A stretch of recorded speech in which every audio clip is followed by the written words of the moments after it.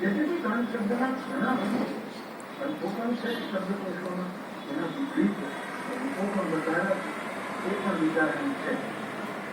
તો સૌથી પહેલા વાલ્મીકીજીએ આ ગ્રંથનું સર્જન છે, પણ એના પહેલા પંડિત રામચંદ્રજી મહારાજ એમ કહે છે કે વાલ્મીકી આદિ કવિ છે. રામકથાના અનાદિ કવિ તો શિવજી, ભગવાન શંકર એ અનાદિ કવિ. સૌથી પહેલા એને રચના કરી એવો ઉલ્લેખ માનસમાં છે. રચી મહેશ નિજ માનસ રાખા, પાઈસ સમય શિવાસન રાખા.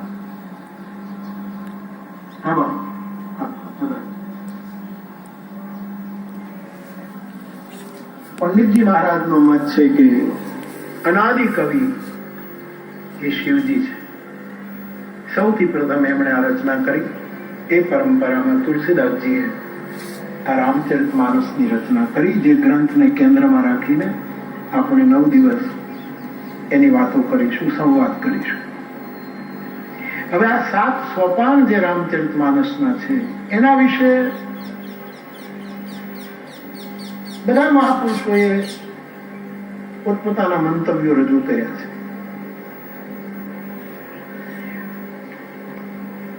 ગુરુ કૃપાએ પણ એના મંતવ્યો રજૂ કર્યા છે કે ભાઈ આ 7 સોપાનના આવા અર્થો પણ કરી શકાય, જેમાં ગુરુ કૃપાએ પણ આશીર્વાદ આપ્યા. પણ એક બહુ જ મોટા સંત આપણે ત્યાં થયા, જેને આપણે ધર્મ સમ્રાટ કહે, કરપાત્રીજી બહુ અધ્યાત્મ જગતનું, સંત જગતનું એક નામ. એમની એક ટિપ્પણી મને કાશીના વિદ્વાને આપેલી. એમાં એમણે 7 સોપાનનું અર્થઘટન પોતાની રીતે કર્યું. કારણ કે પોતે જ્યારે પ્રવચન કરે, સંસ્કૃતના તો મહાન વિદ્વાન, પરંતુ તુલસીની ચોપાઈ આવે જ આવે. કરપાત્રી સ્વામી શરણાનંદજી એ પણ ક્યારેક ક્યારેક તુલસીની ચોપાઈને વચ્ચે મૂકે. સ્વામી રામસુરદાસજી ચોપાઈને લાવે. બ્રહ્મલિંગ સ્વામી અખંડાનંદ સરસ્વતીજી એને તો પોતે પોતાની રીતે રામચરિતમાનસનું ભાષ્ય પણ લખ્યું છે, 2 ભાગમાં છે. એની રીતે એમણે રામચરિતમાનસનું ભાષ્ય રચ્યું છે, એ પણ છે. આ બધા જ મહાપુરુષોએ તુલસીને સ્વીકાર્યા અને તુલસીને કોઈને કોઈ સંદર્ભમાં આ લોકોએ ટાંક્યા છે. તો કરપાત્રીજી મહારાજનું જે એક મંતવ્ય છે 7 સોપાન માટે, એ થોડુંક વધારે સ્વીકાર્ય પણ મારી બુદ્ધિ પ્રમાણે મને લાગ્યું. એટલે કરપાત્રીજીના વિચારો 7 સોપાન વિશે શું છે એ મારે આપને કહેવાય. ધર્મ સમ્રાટ કરપાત્રીજી મહારાજ બાલકાંડ માટે એમ કહે છે કે બાલકાંડ એ સંકલ્પનો કાંડ છે.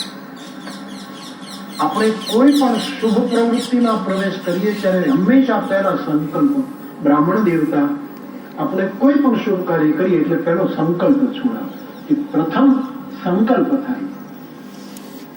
આટલા મહાન મહાપુરુષનું આ વક્તવ્ય છે કે બાલકાંડ એટલે તુલસીનો સંકલ્પ, એ સંકલ્પનો. અને એના ઉપર વિચાર કરીને બોલી શકાય, સંવાદી રૂપમાં વાતચીત છે.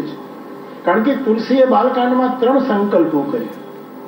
એક, સૌથી પહેલા મંગળાચરણના 7મા મંત્રમાં સ્વાંતઃ સુખાય તુલસી રઘુનાથ ગાથા, એ કરપાત્રીજીએ કોટ કર્યું છે. આટલા માટે હું એને સંકલ્પનું સોપાન બન્યું કે મારા અંતઃકરણને શાંતિ માટે, સ્વાંત સુખ માટે હું આ કથાની રચના કરું. એટલે કરપાત્રીજી કહે કે એ સંકલ્પ કાંડ છે. બીજો તુલસીનો સંકલ્પ એ પણ છે ભાષાબદ્ધ. આ બધા ગુરુ કૃપા તો બોલતી જ રહી છે, પણ એમણે એમના મંતવ્યમાં પણ આ બધા સંદર્ભો લીધા કે ભાષાબદ્ધ કરબ મેં સોઈ. તુલસીનો બીજો સંકલ્પ હતો કે હું આને ભાષામાં ઉતારું. અને ત્રીજો નિજગીરા પાવન કરણ કાંડ. આ ત્રણેય કલ્પાત્રીજીમાં પણ મળ્યા એટલે વધારે આનંદ થાય છે. બાલકાંડ એ સંકલ્પનો કાંડ છે. માણસે કંઈક શુભ સંકલ્પ કરવો, કઈ વસ્તુ ત્યાજ્ય, કઈ વસ્તુ સ્વીકાર્ય, એના માટે વચ્ચે સંકલ્પનું બળ હોવું જોઈએ કે આ વસ્તુ હું કોઈ દિવસ નહીં સ્વીકારું અને આ વસ્તુનો હું કોઈ દિવસ ત્યાગ નહીં કરું. એના માટે વચ્ચે ઉભો છે સંકલ્પ. રામચરિતમાનસના પ્રસંગમાં સતી જ્યારે રામ ઉપર શંકા કરે અને રામની પરીક્ષા કરવા ગયા ત્યારે હવે સતીનો મારે સ્વીકાર કરી રાખવો કે એનો ત્યાગ કરવો, એની વચ્ચે સંકલ્પ આવેલો ઉભો છે. શિવ સંકલ્પ તેન મનમાય. આ બધા જ પ્રમાણો કલ્પાત્રી દ્વારા ઉપાય. એટલે હું વારંવાર એમની પુણ્ય સ્મૃતિને સ્મરું કે હું ભારભુક્ત સંકલ્પનો આ કાંડ. શિવજીએ સંકલ્પ એટલું જ નહીં, ઉપર જાઓ બપોરનો લઈ લો.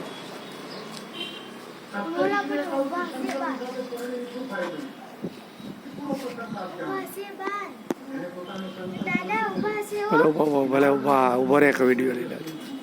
દાદા હાલો ને દાદા.